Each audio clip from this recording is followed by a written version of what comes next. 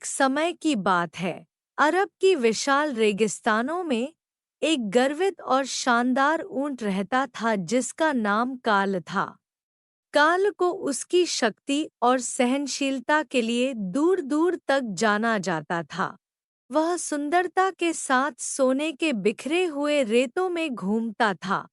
उसकी लंबी पलकें हवा की लहरों को बांधती थी और उसके मजबूत पैर बिना किसी परेशानी के ड्यून्स के पार उसे ले जाते थे। एक जलते हुए दोपहर, जब काल रेगिस्तान में अपने रास्ते बना रहा था, तब उसने एक छोटे से गीदड़ जैस्पर को पाया। जैस्पर एक चतुर और चालाक प्राणी था, जिसके चमकते हुए आंखें और चालाकी भरे हुए मुस्कान थी। नमस्ते, प्रिय ऊंट, जैस्पर एक चालाक मुस्कान के साथ बोला। इन रेगिस्तान के इस हिस्से में तुम्हें यहाँ क्या ले आया है? काल ने गीदड़ को सतर्कता से देखा। उसने सुना था कि गीदड़ अनजान जानवरों पर खुद कर उनके साथ खिलवाड़ करते हैं। मैं बस गुजर रहा हूँ, काल चौकन्ना तरीके से जवाब दिया। और तुम, जैस्पर, तुम्हारा यहाँ क्या काम है? जैस्पर नरमी से हंस पड़ा। ओ, मेरे प्यारे ऊंट, मैं हमेशा मौकों की तलाश में रहता हूँ। शायद हम एक समझौता कर सकते हैं। उत्सुक होकर काल जैस्पर की योजना को सुनता रहा। गीदड़ ने बताया कि उसे थोड़ी दूरी पर एक ओएसिस का पता है, एक ऐसी जगह जहां पानी बहुतायत में बहता है और पेड़ मीठे फलों से भरे होते हैं। हालांकि जैस्पर ने स्वीकार किया कि उसकी हाथों के फलों तक पहुंचने के लिए वह बहुत छोटा है और बेहद कठिन। रेगिस्तानी शिकारियों ने उसके लिए एकांतवास अत्यंत खतरनाक बना दिया है।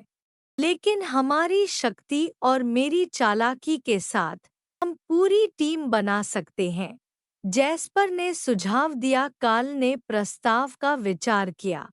वह वास्तव में अपने लंबे सफर से प्यासा था और मीठे फलों का वादा उसे लुभा रहा था। अंत में उसने जैस्पर के साथ ओएसिस की यात्रा करने के लिए सहमति दी। जब वे साथ में यात्रा कर रहे थे, तो जैस्पर ने काल को घुमावदार रास्तों और छिपी हुई ट्रेल्स के माध्यम से ले जाया, जिससे रेगिस्तान के खतरों से बचा जा सके। अंत में वे ओएसिस पर पहुंचे और काल ने इसकी सुंदरता का आश्चर्य किया। पानी सूर्य की किरणों में हीरों की तरह चमक रहा था और पेड़ अपने पके हुए फलों के भार में झुके हुए थे। धन्यवाद, जैस्पर, काल आभारी भाव से बोला। तुम्हारे मार्गदर्शन के बिना मैं कभी इस ओएसिस को नहीं मिल पाता। जैस्पर जीत के साथ मुस्कुराया। यह मेरा आनंद था, प्रिय ऊंट। अब हमें खाने का आनंद लेने दो। दिनों तक कार्ल और जैस्पर ओएसिस के फलों का आनंद लिया। उनकी अप्रत्याशित मित्रता रेगिस्तान के सूर्य के नीचे फूलने लगी। और हालांकि वे बहुत सारे तरीकों में अलग थे, लेकिन उन्होंने यह खोजा कि साथ मिलकर वे किसी भी रेगिस्तानी बाधा को पार कर सकते हैं। और इस प्रकार ऊंट और गीदड़ रेगिस्तान में सबसे प्रसिद्ध जोड़ी बन गए। उनकी कहानी आगे की पीढ़ियों के लिए ड्यूनों के बीच गुप्त रूप से फैलाई गई।